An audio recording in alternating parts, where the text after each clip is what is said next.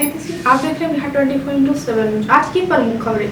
कांग्रेस नेता राहुल गांधी आज बिहार के दौरे पर हैं। इस दौरान वे पटना के बापू सभागार में आयोजित संविधान सुरक्षा सम्मेलन में पहुंचे। यह आयोजन संविधान के महत्व, उसकी सुरक्षा और समाज के कमजोर वर्गों के अधिकारों पर चर्चा के लिए किया गया है। कार्यक्रम के दौरान गेट पर मीडिया के लिए विशेष पास जारी किए गए। कार्यक्रम को संबोधित करते हुए राहुल गांधी ने संविधान को लोकतंत्र की आत्मा बताते हुए इसके संरक्षण और कमजोर वर्गों के अधिकारों की सुरक्षा पर राहुल गांधी ने जोर दिया। पटना में आयोजित आरजेडी की राष्ट्रीय कार्य समिति की बैठक में बड़े फैसले लिए गए। अब आरजेडी पार्टी की सारी कमान तेजस्वी यादव को सौंप दी है। वैसे आरजेडी के राष्ट्रीय अध्यक्ष की कुर्सी पर लालू यादव बैठे रहेंगे, लेकिन रिमोट कंट्रोल तेजस्वी यादव के हाथ में होगी। खास बात यह है कि किसी भी चुनाव में आरजेडी की कैंडिडेट को सिंबल पर तेजस्वी यादव के साइन होंगे। अब तक राष्ट्रीय अध्यक्ष के साइन से सिंबल जारी होता था। बापू सभागार में लोगों को संबोधित करते हुए राहुल गांधी ने कहा, जैसे अचानक ये हमारा संविधान इस हॉल के कोने कोने तक पहुंच गया, वैसे ही हम संविधान को हिंदुस्तान के कोने कोने तक पहुंचाना चाहते हैं। जब हम इस किताब को देखते हैं, दिखाइए जरा अपना संविधान।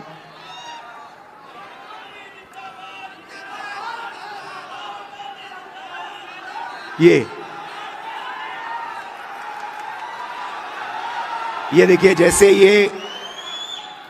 जैसे ये अचानक संविधान इस हॉल के कोने कोने तक पहुंच गया, वैसा ही हम हिंदुस्तान में करना चाहते हैं। आरजेडी के राष्ट्रीय कार्यकारिणी की बैठक में लालू यादव और तेजस्वी यादव को स्वागत करने के लिए आपस में भिड़ गए आरजेडी कार्यकर्ता। गेट पर खड़े होने को लेकर कार्यकर्ताओं में जमकर बकचक हुई और तू मैं हुई। मामला यहाँ तक पहुँच गया कि कार्यकर्ता एक पक्ष दूसरे को कहते नजर आए, तुम हमको जानते नहीं हो, तुम्हारे जन्म से पहले से राजनीति कर रहे हैं। मुख्यमंत्री नीतीश कुमार ने आज बेगूसराय में प्रगति यात्रा के दौरान 550 करोड़ रुपए की लागत से बनने वाली 640 योजनाओं का शिलान्यास और उद्घाटन किया। राहुल गांधी एक दिवसीय दौरे पर पटना पहुंचे। पटना में होटल मौर्य में राहुल गांधी और तेजस्वी यादव के बीच मुलाकात हुई। कांग्रेस नेता राहुल गांधी पटना पहुंचते ही सीधे होटल मौर्य आए, जहां उनकी तेजस्वी यादव से मुलाकात हुई। यहाँ राजद की राष्ट्रीय कार्यकारिणी की बैठक चल रही थी। लालू यादव का पूरा परिवार इसी बैठक में था। राहुल गांधी के आने की सूचना पर तेजस्वी यादव बाहर आए और उन्हें अंदर लेकर आए। राहुल गांधी के पहुंचने पर तेजस्वी यादव ने होटल के गेट पर उनका स्वागत किया। राजद सांसद मीसा भारती ने राजद की राष्ट्रीय कार्यकारिणी की बैठक के बाद बोली, जो हमारे दल के मुख्य चेहरा तेजस्वी यादव हैं, उन्हें महत्वपूर्ण जिम्मेदारियां दी गई है। राष्ट्रीय अध्यक्ष महोदय के साथ कितना मानते पार्टी के मीडिया से चुनाव के लिए जरूरी था? देखिए, जो अभी चुनाव होना है और जो आज कार्यकारिणी राष्ट्रीय कार्यकारिणी में जो फैसले लिए गए, बहुत महत्वपूर्ण फैसले लिए गए हैं और चुनाव को मद्देनजर रखते हुए सारे फैसले लिए गए हैं। तो जो हमारे दल के जो चेहरा है तेजस्वी जी, उनके कंधे पे बहुत बड़ी जिम्मेदारी दी गई है। सर, ये मैडम, ये जिस तरीके से नीतीश जी ने जो बयान दिया महिलाओं को लेकर, कपड़े पहले आप देखिए कितना अच्छा कपड़े पहनती है महिला लोग, कैसे देखते इस पूरे बयान को नीतीश जी? मेरे समय में कपड़ा पहना अब कैसे कहें अब इस बयान को, क्योंकि एक बड़े नेता हैं, अनुभवी नेता हैं, लंबा समय मुख्यमंत्री भी रहे हैं, विधायक किसी का, वोट किसी का, लेकिन मुख्यमंत्री तो नीतीश कुमार जी ही हैं पिछले 20 वर्षों से। तो अब अगर वो इस तरह का बयान देते हैं तो उसमें क्या कहा जाए? दया आती है उनको इस तरह के बयान देख करके। आरजेडी के राष्ट्रीय कार्यकारिणी की बैठक पर राजद नेता मनोज झा ने कहा, संगठन को कैसे धरातल बनाया जाए, इस पर चर्चा हुई। हमारे राष्ट्रीय अध्यक्ष लालू यादव ने कहा कि अब बिल्कुल बस गया है। हर व्यक्ति को यह संदेश दिया गया है कि बिहार में महज सत्ता परिवर्तन नहीं होगा, सरकार परिवर्तन भी होगा। साथियों, जैसा कि आप सबको विदित है, आज हमारी राष्ट्रीय कार्यकारिणी की बैठक हुई। हमारी राष्ट्रीय कार्यकारिणी की बैठक हुई।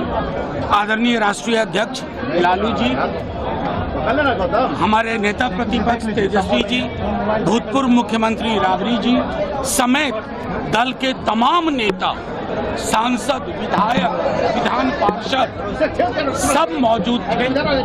सांगठनिक प्रस्ताव पे चर्चा हुई, राजनीतिक प्रस्ताव जो कि आज के देश की हकीकत है, उस प्रस्ताव पे चर्चा हुई और संगठन को कैसे और धारदार बनाया जाए, वैचारिक रूप से और बूथ स्तर तक सांगठनिक प्रतिबद्धता के साथ इन सब चीजों पर अलग अलग राज्यों से आए हमारे अध्यक्षों ने अपनी राय रखी और अपनी बात रखी।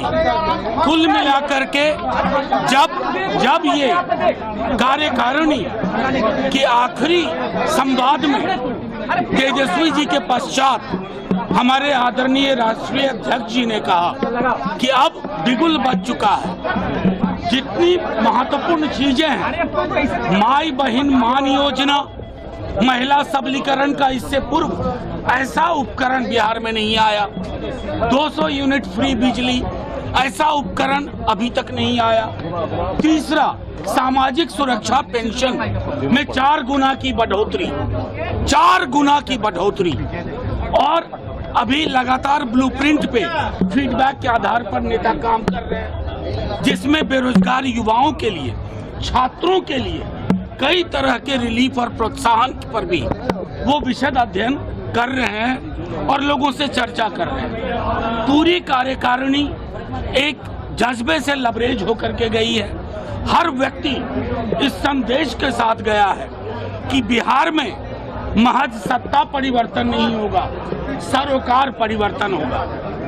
प्रधानमंत्री नरेंद्र मोदी ने वीडियो कॉन्फ्रेंसिंग के माध्यम से स्वामित्व योजना के तहत 50,000 से अधिक गांवों में 65 लाख प्रॉपर्टी कार्ड के वितरण कार्यक्रम का शुभारंभ किया।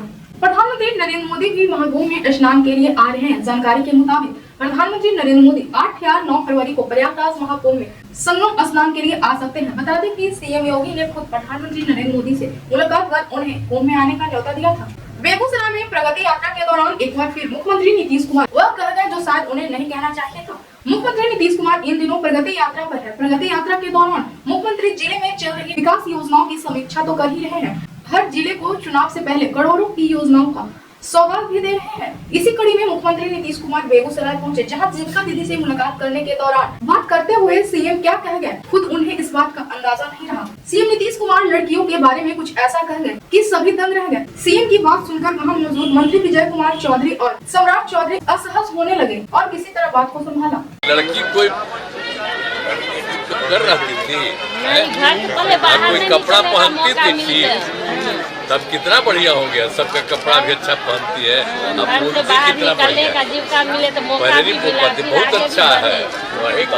जहाँ कहीं भी जाते हैं सब जगह जीविका दीदियों का दर्शन करते हैं, देखने के लिए बड़ी खुशी है। हम बाहर सब बार हम करवाते हैं कि भाई इसके लिए और पढ़ाने के लिए, तो सब हम तुम लोगों को बताए रहते हैं कि ठीक है ये सब करते हैं। तो देख रहे हैं इस बार भी दर्शन बहुत अच्छा। बिहार सरकार वृद्धावन पेंशन योजना के तहत दी जाने वाली पेंशन राशि 400 रूपए से बढ़ाकर 1000 रूपए करने का विचार कर रही है। यह प्रस्ताव नए वित्तीय वर्ष से लागू हो सकता है। वित्त विभाग की रिपोर्ट के आधार पर ही इस प्रस्ताव पर अंतिम फैसला लिया जाएगा। अगर सब कुछ सही रहता है तो नए वित्तीय वर्ष में इस योजना के लिए बजट में प्रावधान किया जाएगा। बिहार सरकार की यह पहल बुजुर्गों के लिए बड़ी राहत साबित हो सकती है। मुख्यमंत्री नीतीश कुमार के बेटे निशांत कुमार ने बख्तियारपुर में एक कार्यक्रम के दौरान जेडीयू की जीत सुनिश्चित करने की अपील की थी। निशांत कुमार की तरफ से दिए गए बयान पर आरजेडी नेता तेज प्रताप यादव ने भी पलटवार किया है। उनसे जब निशांत कुमार के बयान के आधार पर सवाल किए गए तो उन्होंने प्रतिक्रिया देते हुए कहा है कि यदि निशांत राजनीति में आना चाहते हैं तो उनका स्वागत है। तेज प्रताप यादव आगे बोले, अगर वह नौजवान है, यंग है और राजनीति करना चाहते हैं तो इसमें कुछ गलत नहीं है। हालांकि निशांत को ग्राउंड रियलिटी की समझ नहीं है, पहले ग्राउंड रियलिटी उनको समझना चाहिए। प्रयागराज में महाकुंभ के दौरान साइबर ठग संकीर्ण हो गए हैं और वे ऑनलाइन बुकिंग के नाम पर लोगों को ठगने की कोशिश कर रहे हैं। इस बढ़ते खतरे को देखते हुए बिहार पुलिस ने एडवाइजरी जारी की है, जिसमें लोगों को सतर्क रहने और साइबर अपराध से बचने के लिए सलाह दी गई है। बिहार पुलिस की एडवाइजरी में कहा गया है कि किसी भी अनजान लिंक पर क्लिक करके बुकिंग ना करें। केवल कुंभ मेले की प्रयागराज की आधिकारिक वेबसाइट www.kumbh.gov.in पर जाकर ही जानकारी प्राप्त करें। किसी भी गूगल सर्च से मिली वेबसाइट या टोल फ्री नंबर पर भरोसा ना करें। अगर आप साइबर ठगी के शिकार हो जाते हैं तो तुरंत हेल्पलाइन नंबर 1930 पर संपर्क करें और अपनी शिकायत दर्ज कराएं। आगामी बिहार विधानसभा चुनाव के बाद नीतीश कुमार का मुख्यमंत्री बनना स्पष्ट नहीं है।